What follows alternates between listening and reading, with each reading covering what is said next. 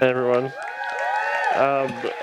Thank you all for enjoying that. In a few minutes, we're going to have a Q&A with some of our incredible cast that came all the way here from Canada to be a part of this night.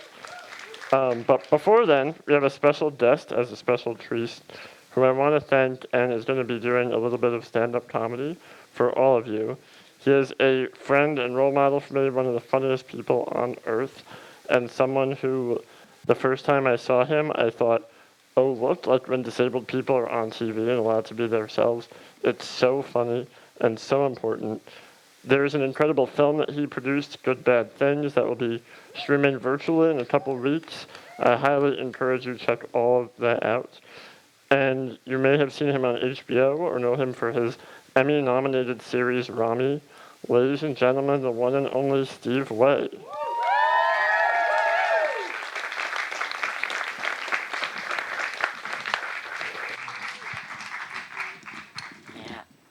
Yeah. Wow. Doing it on the fly. Perfect. Wow. Guys, keep it going for the Squeaky Wheel.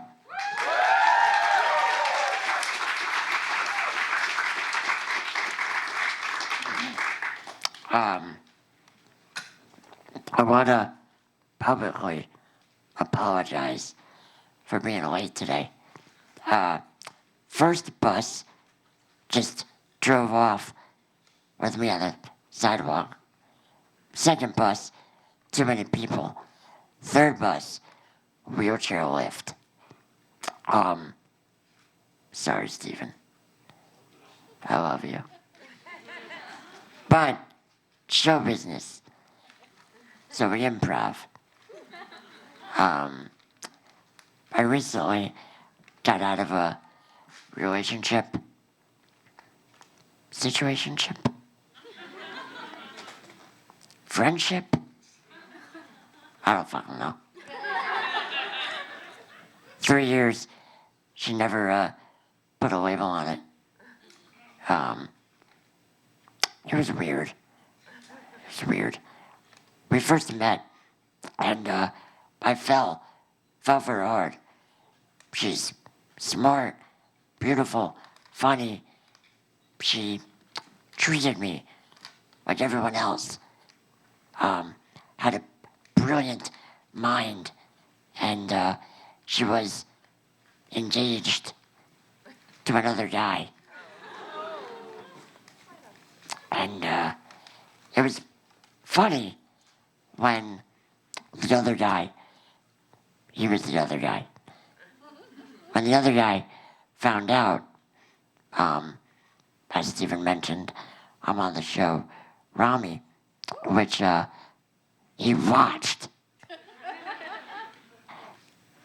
So he knew that I am very disabled. And the first thing he asked was, I can't believe that Steve forced himself on you.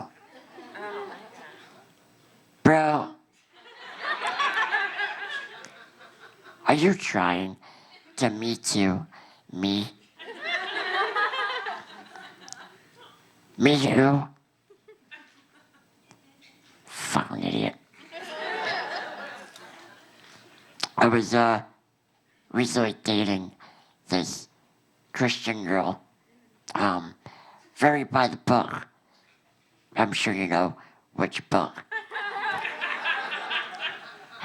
And so no sex till marriage, all that. I was fine with that. And one night, we're in bed, we're making out, and she gave me the eyes. And I'm like, oh shit. I'm gonna convert this girl. She looks at me, and she says, good night, and turns over. And I'm like, no. Get back here. What does the Bible say about charity? There are many verses of scripture that tells the stories of how Jesus healed people by touching them.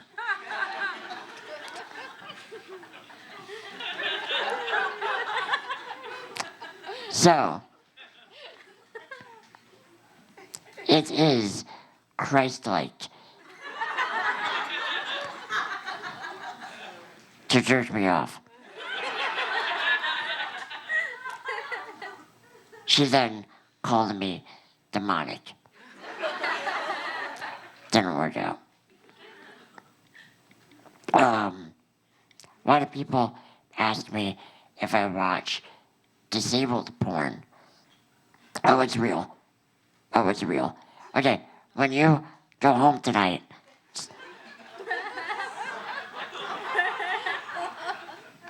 trust. And every time I was asked that question, I always said, no, I don't want to watch a guy who looks like my long-lost brother. Fuck. That's weird.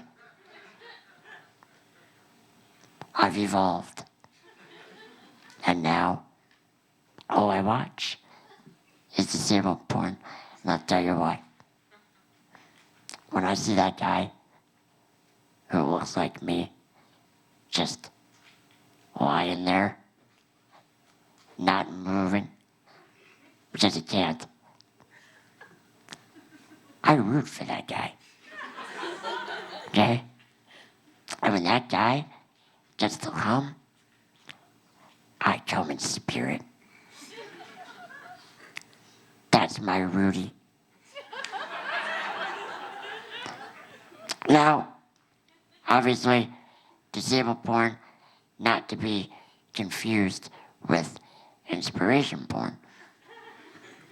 Usually, I ask audiences if they know what inspiration porn is, but I'm sure everyone here is aware of it. So, new exercise. Anyone here, just shout out who inspires you. Anyone. Anyone.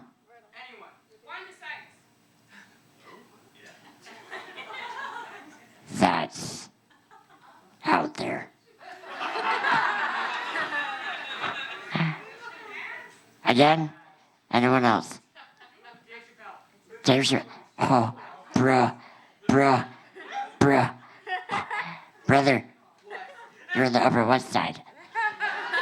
Yeah. Read the room. One more.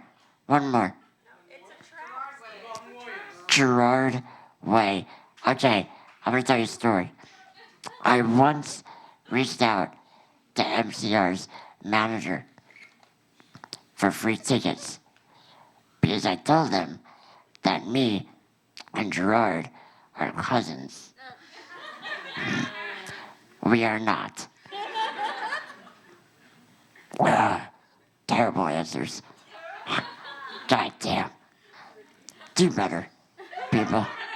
Do better. The other Sivert. Who? Oh, the king. The king. That's really the only answer. Oh, wow. Appreciate you. My favorite piece of inspiration porn, and I know everyone here has heard it. High school quarterback. You know where this is going. Takes girl with Down syndrome to the prom. I went to the prom. It sucked. Okay? I don't care that he took her to the prom. What I want to know is, did he have sex with her after? Okay? That's inspiring. I've had a pretty wild, long life. And when I was 14, I almost died from back surgery. And my doctors told me that if I got sick again, I wouldn't survive. And they told me I wouldn't live past 18. And then 21. And then 25. And I definitely wasn't going to survive COVID. And now I'm 33. And I am doing what I love. I am so honored to be here, tell my story, make people laugh. I'm so blessed to say I love my job. I have so many wonderful people in my life. And I really, really wish I was dead.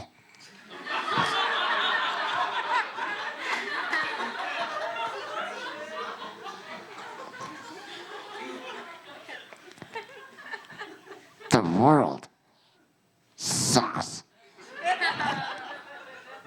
The planet is literally on fire. No one can afford food, rent, healthcare. Every day, there's a new virus that's gonna wipe us all out. Why the fuck do I wanna be here? The only reason why I'm here is because I can't physically kill myself.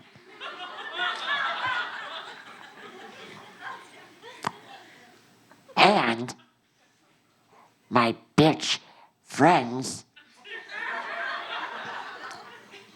aren't man enough to do it for me. So, I will be in the lobby after this. If any hero wants to do the right thing. Thank you so much, guys.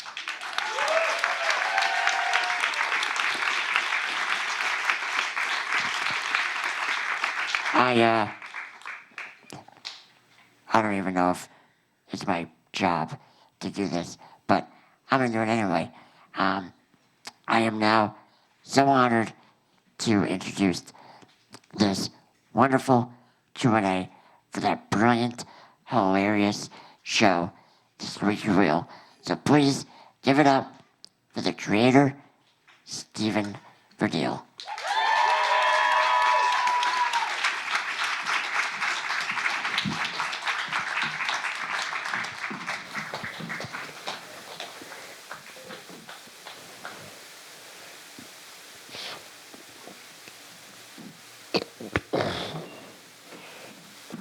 Awesome. Thank you guys so much. Thank you, Steve. Everyone give it up one more time for Steve Way. Woo! Now from our Squeaky Wheel Canada team, I want to bring to the stage Margaret Rose, one of our fantastic cast, Sivert Das, and Violet Elliot. Thank you guys so much for coming out. And we're going to talk a little bit about the show.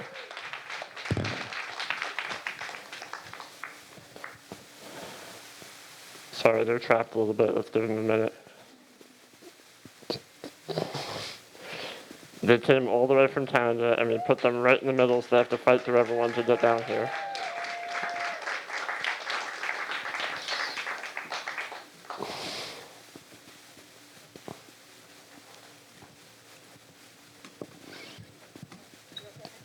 Yeah, pick your spot. Wherever you want to go. Thank you.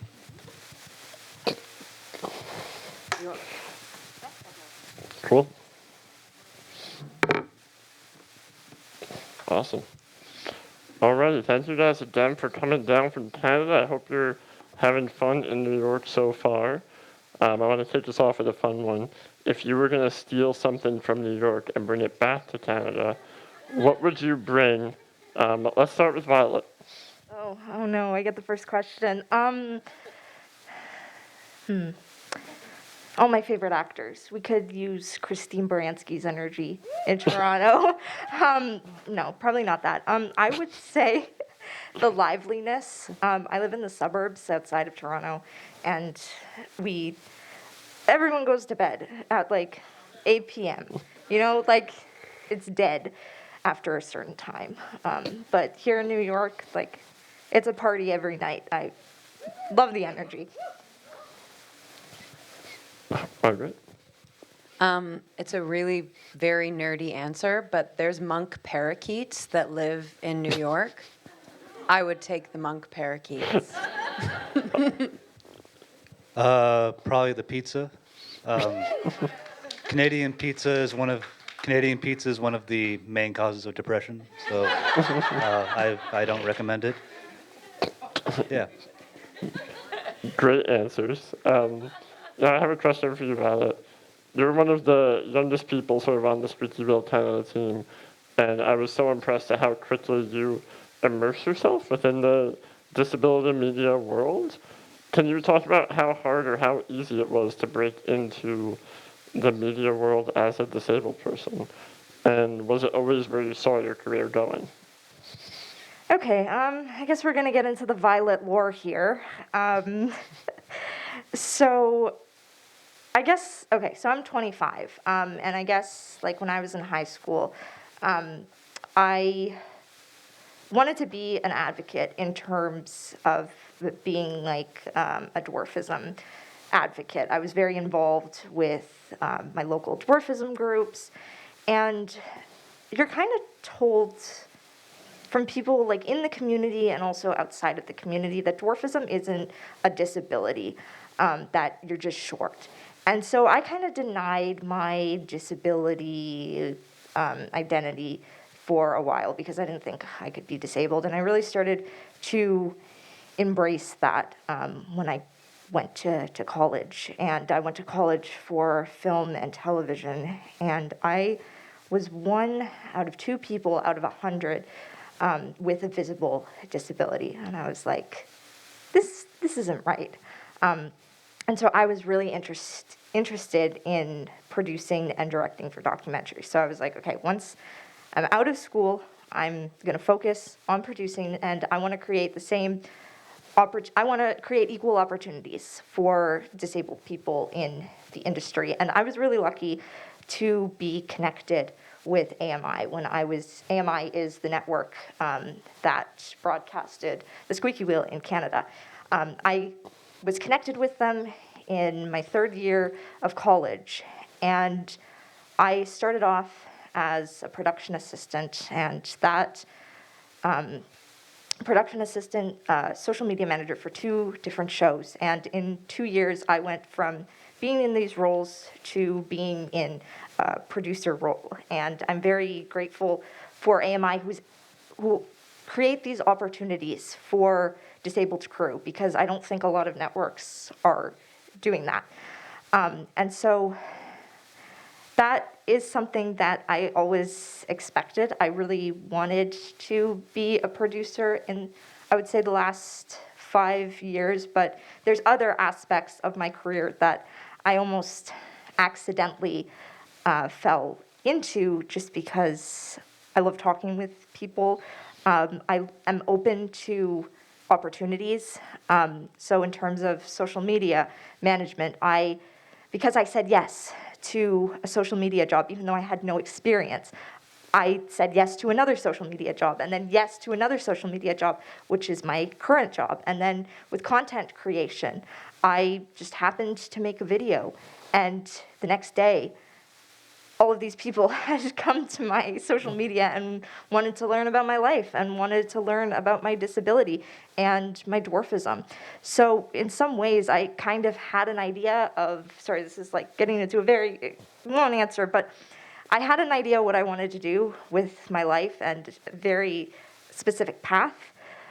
But at the same time, I also fell into other opportunities within the disabled community and within the industry that I didn't expect.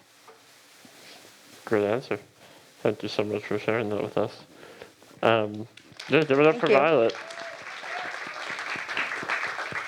Sivert, I have a question for you next. Yes. A lot of people in casting and talent management tend to be skeptical of disabled actors because they're worried that being disabled limits the variety of roles you can play. But on our show, you were one of our ensemble members, and you played a massive range of different characters. I think if you see more of the show, you'll see just how quite big Sievert's range can be. Can you talk a little bit about how you see range as an actor with a disability, and do you think being disabled affects that? It's interesting because in Canada, at least, as an actor, if you're visibly disabled, it's very, very hard to get any work that isn't disability related. Almost about 99% of the roles I audition for are disabled roles. And so for me, I think a range for a disabled person, I think is on its face is just like, if you're a human being, you can play, I think, a large range because human beings have a lot of range. For example, in this show, I fluctuate a lot between confused and hostile. um, so yeah, like a lot of range. But yeah, I don't really, I think I don't know if this is a crappy answer, but I don't feel like it's really about the disability. It's about like the person. This is going to sound so cheesy. The person underneath it. But I think often people, when they look at disabilities, they sort of put you into one. You become the disability. You become sort of like that's the only thing people see when they look at you, and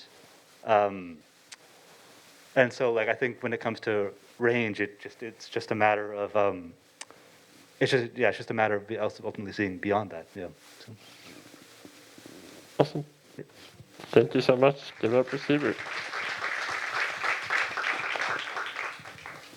Margaret, for you, your disability is not as visible as others. It might not be visible to all audiences, but I think knowing your performance and knowing you, that there still is such a strong sense of authenticity that comes from having invisible disabilities on screen. My question for you is, why do you think representation on screen is so important specifically for invisible disabilities? I think folks with invisible disabilities are like the gateway drug. We're the gentle introduction. That's a joke. But actually, I think in terms of this show, it's helpful to have. There's a few cast members who have invisible disabilities or disabilities that can be hidden. It's helpful because you can have folks from the community playing asshole-abled people. So it creates a safe environment for those kinds of jokes, or a safer environment. But also, I would say from my own perspective, I was diagnosed with my disability quite late in life. I sort of went through, until my 30s, just thinking that life was what I was experiencing and that was quote unquote normal. And then when I was diagnosed with my disability, I have a perceptual disability called Erland syndrome. It was mind-blowing. And I was lucky enough to be able to find out about it because my mom worked as a learning assistance teacher for a long time. And so I had that connection, but I think being able to see different versions of every single label that's under the sun, because we have so many labels, but just because you check the box disabled, it does not mean you're going to look the same, think the same, feel the same as someone else who checks that box.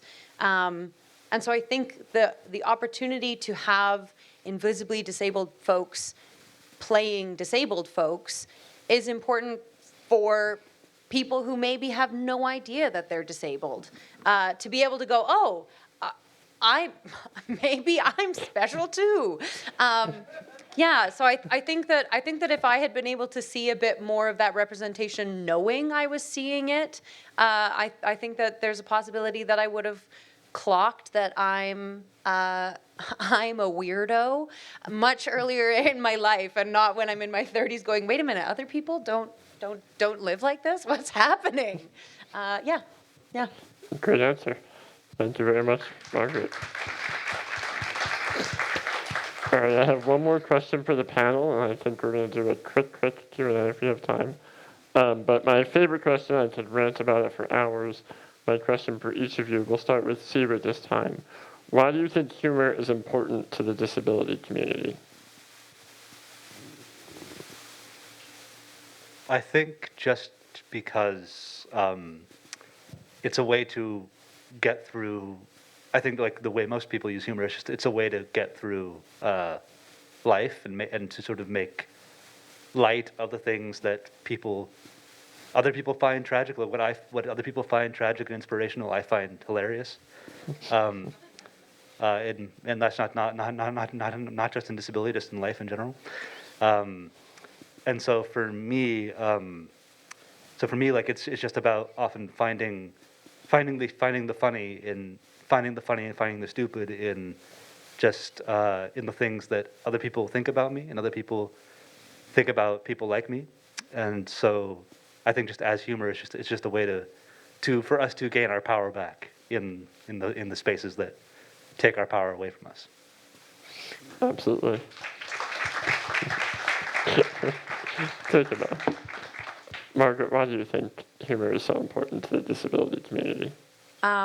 I think that humor is one of those things where, like, when you laugh, you physiologically relax. Your muscles relax. It opens you up to new ideas, new possibilities, and it chemically in your brain, it makes you more susceptible to connection. So yeah, on a really, really nerdy level, I think humor is really important for any kind of difficult subject, trying to get through to people who might think differently or feel differently, because it will physiologically make everyone more receptive to something that they're not used to. Great answer. Why do you think humor is so important to the disability community?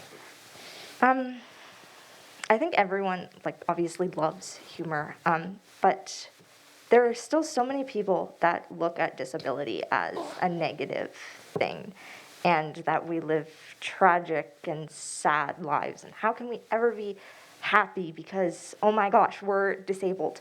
And I think it makes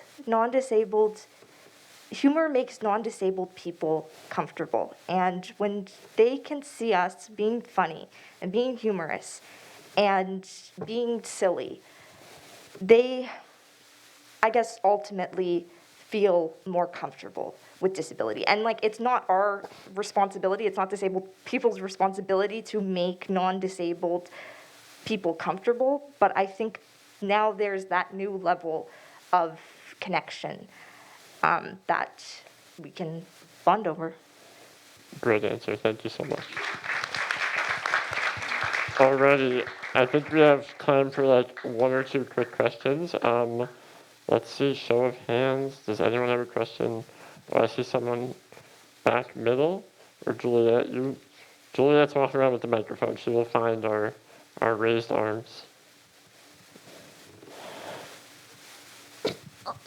My name is Josh.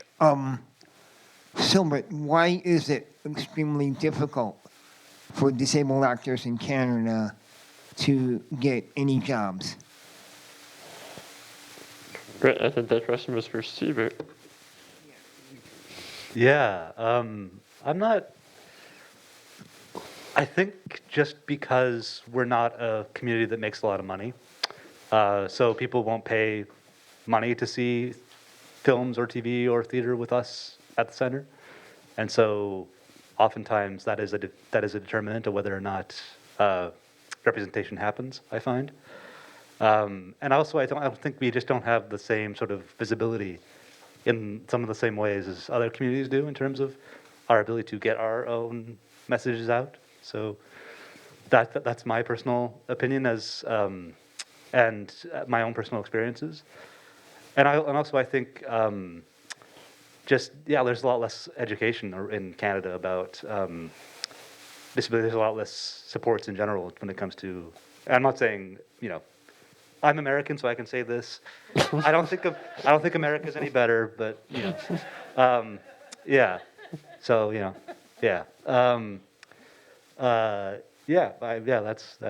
That's the answer.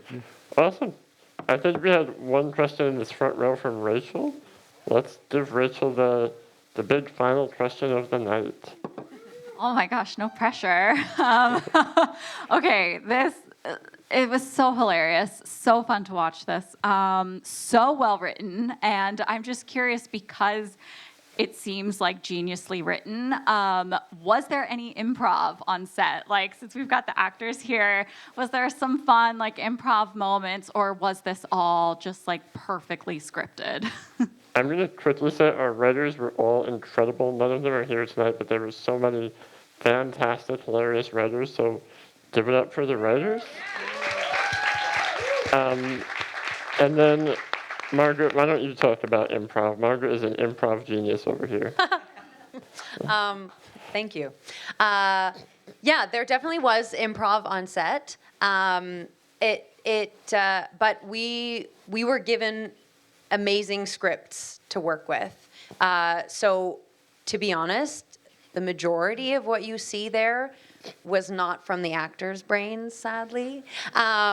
Yes, but we did improvise on set. There also was a lot of, like, even when the camera wasn't rolling, there was a lot of riffing and improvising, and there was a few things that sort of just from conversations were like, oh, let's put that in, or let's do that thing. In terms of the improv that I would say you saw the most on screen wasn't necessarily verbal. One of my favorite memories on set, this isn't really the question, but I'm going to say it anyways.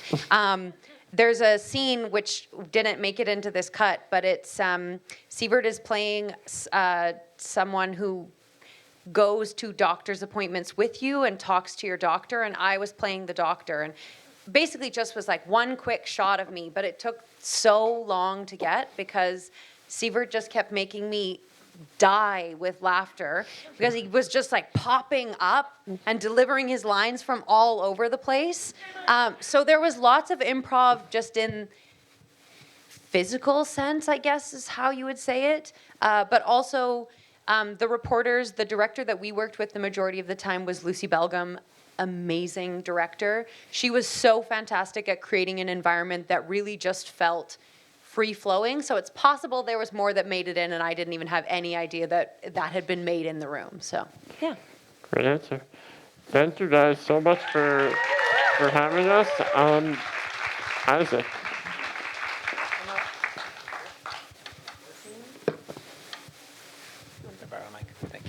Thank you. I'm not letting you off the hook yet. I have one question. I reserve that right. Absolutely. I don't know if you, like me, are amazed by what you saw up there tonight. How did this happen? What's going on there in Canada that something like this can happen? What really shocked me, Stephen, was that you mentioned that the Squeaky Wheel's been around for the very long life of 3 years and you've already produced this. Yeah, so I think... I think you owe it to the audience to explain how something like this can actually happen. Yeah, I think there's a long story there, but to be very brief, I think Andrew Morris, who's here right in the front row, approached me. He's worked on a lot of shows for AMI Network and really knows the community really well and wanted to make a funny disability comedy and had come across the Squeaky Wheel publication online. And we started chatting, and we wanted to make it happen and figure out how to make it work. I was here the entire time in New York, sort of contributing remotely as much as I could. We built a team of people that really sort of took everything that our incredible web writers and sort of Squeaky Wheel publication US team had put together and reimagined what that could be like for television. And I think that they did a fantastic job. I hope that everything feels similar in tone and in vibe, and that really the mission is the same across the board, that when disabled people use humor, it reaches people in new ways. So yeah, I think a lot of thanks to Andrew and to AMI, and we made it happen.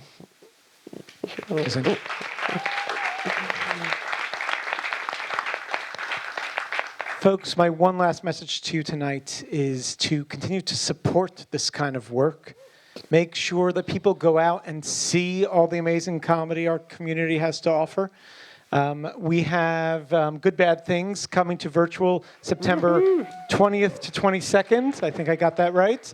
Real Abilities will be promoting that, so stay tuned. You'll get a 25% discount, too.